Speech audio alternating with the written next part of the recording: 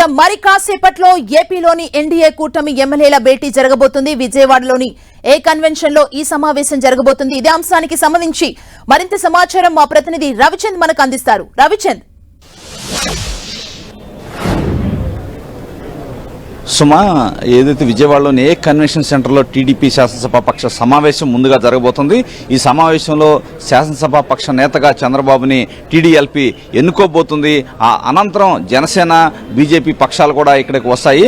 ఆ తర్వాత ఎన్డీఏ పక్ష నేతగా కూడా చంద్రబాబుని ఎన్నుకునే కార్యక్రమం అయితే జరిగిపోతుంది. చంద్రబాబుని ఎన్డీఏ పక్ష నేతగా ఏదైతే ఎమ్మెల్యేల పక్ష నేతగా పవన్ కళ్యాణ్ అయితే ప్రతిపాదించబోతున్నారు. బీజేపీ కూడా సపోర్ట్ చేయబోతుంది.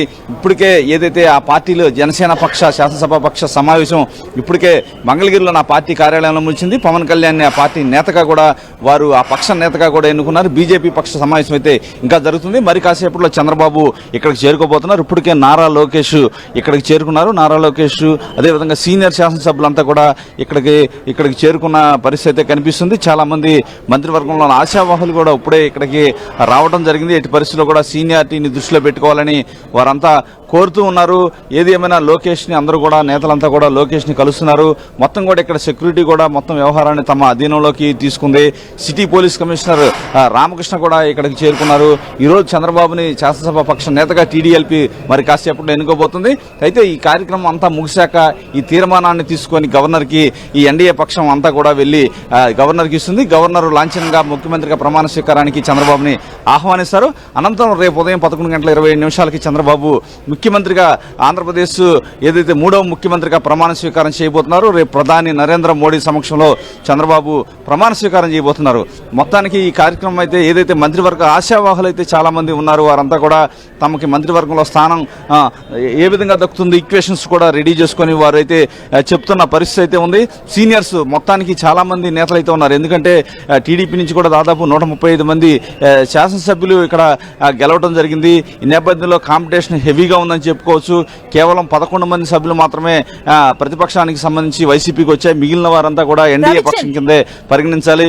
వీరందరిలో కూడా ఏదైతే జనసేన నుంచి 21 మంది ఎమ్మెల్యేలు ఉంటే అందరూ కూడా గెలిచిన పరిస్థితుంది. ఈ లెక్కను చూసుకుంటే కనుక కాంపిటీషన్ అయితే హెవీగా ఉందని కూడా చెప్పుకోవచ్చు.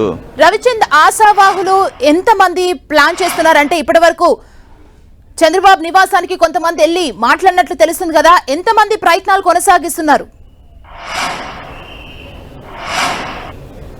అంటే చాలా మంది నేతలు అయితే ప్రయత్నాలు కొనసాగిస్తున్నారు. చాలా మంది సీనియర్ నేతలు ఇదే ఆఖరి అవకాశం తమ మంత్రివర్గంలో స్థానం కల్పించాలని చంద్రబాబును కోరుతున్నారు. చంద్రబాబు నివాసానికి కూడా అందరూ వస్తున్నారు. ఇప్పుడే పురంధేశ్వరి కూడా ఇక్కడికి చేరుకున్న పరిస్థితి కనిపిస్తుంది. దగ్గుబాటి పురంధేశ్వరి బీజేపీ నేతగా ఉన్నారు. మొత్తం కూడా సత్యకుమార్, అదేవిధంగా బీజేపీ శాసనసభ్యులు సత్యకుమార్, నల్లమిల్లి రామకృష్ణారెడ్డి, ఆదినారాయణ రెడ్డి, అదేవిధంగా నడికుడిది ఈశ్వర్రావు, ఇచ్చర్ల ఎమ్మెల్యే కూడా వీరంతా కూడా ఇప్పుడే ఇక్కడికి చేరుకున్నారు. అత్తానికి ఆశావాహులంతా కూడా అక్కడ చాలా మంది ఎమ్మెల్యేలంతా కూడా మంత్రులు కావాలని కోరుకుంటున్నారు.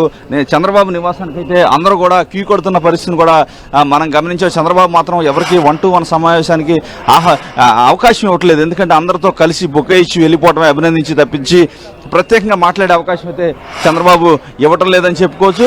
మొత్తానికి ఏదైతే కాంపిటీషన్ అయితే చాలా ఉందని చెప్పుకోవచ్చు. ఎందుకంటే ఇక్కడ జనసేన నుంచి కూడా 21 మంది ఎమ్మెల్యేలు ఉన్నారు. వారిలో కూడా 4గురికి వచ్చే అవకాశం ఉంది. బీజేపీ నుంచి 2కు వచ్చే అవకాశం ఉంది. టీడీపీ నుంచి దాదాపు కమ్మ సామాజిక వర్గం నుంచి అత్యధిక పోటీ అయితే మనకి కనిపిస్తుంది. చాలా మంది నేతలు సుదీర్ఘ కాలం నుంచి రాజకీయాల్లో ఉన్నారు. ఎక్కువసార్లు ఎమ్మెల్యేలు అయిన వ్యక్తులు కమ్మ సామాజిక వర్గం నుంచి ఎక్కువగా ఉంది. గుంటూరు జిల్లా నుంచి అయితే అధికంగా ఎఫెక్ట్ అయితే మనకి పోటీ అయితే కనిపిస్తుంది. ఏది ఏమైనా టీడీపీ అధినేత చంద్రబాబు అన్ని విధాలు ఆలోచించి రాష్ట్రాన్ని అభివృద్ధి పథంలో ముందుకు తీసుకెళ్లే తన టీం కోసం కష్టపడి పనిచేసే వారిని అన్ని విధాలుగా కూడా మహిళలు కూడా ఈసారి అత్యధికంగా గెలిచారు. మహిళలు కావచ్చు, యువతకు సమాన ప్రాతినిధ్యం ఇస్తానని చెప్పి కూడా చంద్రబాబు ఇప్పటికే చెప్తున్నారు. ఏదేమైనా ఈ సాయంత్రానికి మంత్రివర్గానికి సంబంధించి ఒక నిర్ణయం తీసుకొని వారందరూ కూడా చంద్రబాబు స్వయంగా ఫోన్ చేసి శుభాకాంక్షలు తెలిపే అవకాశం అయితే కనిపిస్తుంది. ఇప్పటికే ఇక్కడికి టీడీపీ, బీజేపీ, జనసేన ఎమ్మెల్యేలు అందరూ కూడా చేరుకుంటున్నారు. మరి కాసేపట్లో టీడీపీ అధినేత చంద్రబాబు రాబోతున్నారు. మొత్తానికి ఇక్కడంతా కూడా ఎక్కువగా ఏదైతే మంత్రివర్గంలో ఎవరు స్థానం దక్కించుకుంటారు అనే చర్చ అయితే జరుగుతుంది. చాలా మంది సీనియర్ నేతలు కూడా మంత్రివర్గంలో కొంతమంది కంగ్రాట్స్ కూడా చెప్పుకున్న పరిస్థితి చూసాం. కొంతమంది కంగ్రాట్స్ అయితే చెప్తున్నారు కొందరు నేతలకి. అందరూ కూడా చాలా ఆనందోత్సాహాల మధ్య ఈ టీడీఎల్పీ సమావేశం అయితే జరుగుతుంది. మంత్రివర్గంలో ఎవరికి స్థానం దక్కుతుంది, ఏ విధంగా అయినా ఈక్వేషన్స్ వారికి పనిచేస్తాయి అనే అంశాల గురించి నేతలంతా కూడా ఇక్కడ చర్చించుకుంటున్నారు. రవిచంద్, మీరు ఒక్క నిమిషం లైన్ లో ఉండండి.